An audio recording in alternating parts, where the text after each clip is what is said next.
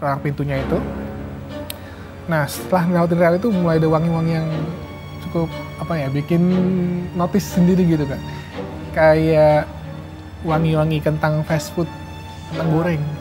Dia ngasih pesan gitu, kamu sudah aman, silakan pulang, hati-hati di jalan gitu. Kalau waktu itu logikanya dia kalah sama ketakutannya dia jadi lebih sensitif lagi, lebih gampang, bahkan jadi lebih sering ketemu sama dua makhluk itu.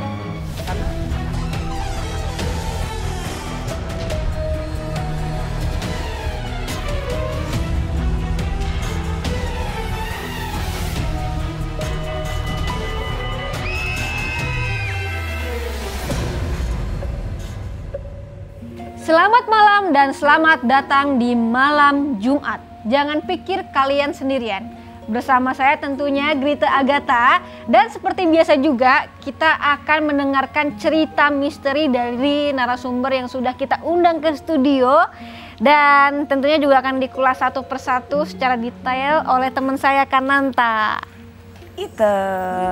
Baik, ketemu lagi. Kita harus ketemu setiap malam Jumat ya.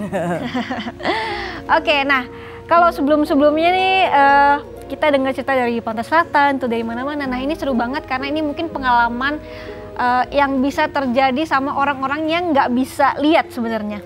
Jadi ada narasumber kita nih Kak, driver taksi online. Driver taksi online yang kemudian punya cerita misteri tentang penumpangnya ini yang nggak tahu nih, penumpangnya ini beneran manusia atau bukan? Kalau bukan manusia berarti agak canggih sebenarnya. Agak canggih ya, bisa mesen. Bisa order. Oh, bisa order ya. Bisa chat juga katanya kalau di online. Oke. Nah, kalau gitu kita langsung aja panggil narasumber kita hari ini, Mas Tanu. Gimana? Masih jadi driver taksi online? Masih. Belum kapok berarti ya? Kayak belum kapok kayak Kak. Kejadiannya itu di tahun 2018 ya berarti? 2018, sekitar segitu. Oke, bolehlah diceritain gimana sih waktu itu 2018 ini seremnya seperti apa? Oke, boleh saya ceritain dari tahunnya? Oh ya, silakan. Waktu itu kan saya kemalaman nih, ceritanya jam 12-an lewat lah, jadi mau setengah 1 malam. Saya tuh dapat orderan terakhir tuh di daerah Tanah Kusir, daerah situ. Jadi mau nggak mau saya istirahat dulu lah karena udah kemalaman juga. Lepas seat belt, terus saya matiin mesin segala macamnya, terus saya lagi fokus hitung uang, lagi nunduk, tiba-tiba kan saya agak ke atas gitu, tahu-tahu tiba-tiba ada 2 sosok. Jadi 2 sosok itu ngelambain tangan ke saya kayak gitu, nyetopin gitu, Kak gitu. Nah, terus saya notice kan, siapa nih gitu. Perasaan tadi nggak ada karena kondisi jalan tuh sepi. Ya sekitar setengah 1-an malam kan kayak gimana sih ya, sepi banget gitu kan. Nah gitu, yaudah deh saya nyalain mobil, majuin sedikit karena posisinya sekitar 2-3 meteran di depan kan. Saya maju ke depan, posisinya 2 sosok itu kan pasang cowok cewek nih. Yang satu itu posisi cowoknya tuh agak sebelah kirinya si cewek. Jadi si cowok cewek gitu kan. Majuin mobil ke depan, nah di sebelah kiri saya buka kaca sebelah kiri, saya tanya, ada apa Kak? Ada apa Mbak, bisa saya bantu? Saya bilang gitu. Terus di situ ada percakapan Kak, kayak gini, bisa antar kami pulang nggak gitu? Kita udah kemalaman gitu, karena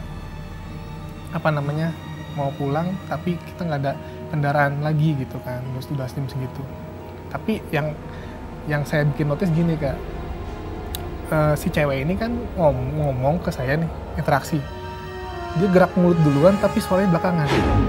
Jadi kayak suara delay gitu. Jadi suaranya itu terlambat dari gerakan mulut gitu Kak. Nah di situ udah mulai ada apa ya, mungkin karena mungkin kecapean kali ya. Ya udahlah, mungkin kayak gini kali komunikasinya. Ya udah, saya dikasih lah kertas tuh. Saya bilang, mau kemana Kak? Ini sini Pak, dia gitu. Dia nganterin, kasih kertas. Alamatnya nggak jauh sih Kak, karena saya ngeliat di mapping juga gitu kan. Lihat di mapping, ternyata sekitar 2-3 kilometer lah dari situ, dari tempat saya berdiri itu. Saya balikin lagi dong, nggak jauh kok, saya bilang gitu. Nggak lama, dia bilang terima kasih gitu. Nah saya kan udah mulai tuh beres-beresin ya kan, beres-beresin pakai safety belt, saya nyalain mobilnya lagi, saya masukin uang. Tiba-tiba mereka udah di belakang, udah masuk tanpa ada kayak buka pintu masuk, buka pintu gitu, mereka masuk gitu. Mungkin ya di situ mikir lagi gitu kan, kayaknya saya kelewat nih prosesi mereka masuk gitu, karena kan sibuk banget tuh udah nyalain mobil segala macam kan. Saya lihat, udah di belakang aja gitu. Nah dia saya gambarin si ceweknya ini, si cowoknya ini. Si cowoknya itu kan pakai baju panjang, panjang lah selengan gini, tangannya digini terus Kak. Dari semenjak saya ngelihat sampai saya interaksi sama mereka tuh tangannya gini terus. Nah si cowoknya pakai celana bahan juga tuh agak coklat, beda lah, coklat tua sama coklat muda gitu kan. Kalau si cewek ini unik lagi, si cewek ini rambutnya basah full basah kayak abis keramas gitu kan, kayak habis keramas. Itu juga ada bekas bercak basahnya di daerah badannya itu. Sama dia pakai long dress, di ujungnya ada rendanya juga. Jadi mungkin perawatannya masih kayak gitu kan. Udah kayak muka-muka orang-orang jadul lah gitu. Di situ dua-duanya sama gitu. Si cowok juga parasnya juga kayak orang-orang udah lama gitu, jadul lah gitu. Sekitar umur berapa kalau bisa digambarin? Kemarin tuh sekitaran mau 20-30-an lah. Bukan belasan ya, jadi mereka udah mulai dewasa gitu, pasangan lah gitu kan. Tapi jadul. Gitu. Pakaiannya mereka yang lama, yang si ceweknya pun dressnya juga kayak udah lama gitu Kak. Tapi putih tapi udah lusuh banget gitu, udah kusam banget gitu. Udah tuh posisi mereka di dalam mobil itu si cewek di belakang saya, si cowok tetap di sebelah kiri, tapi tetap begini terus posisinya, angkat. Nah di itu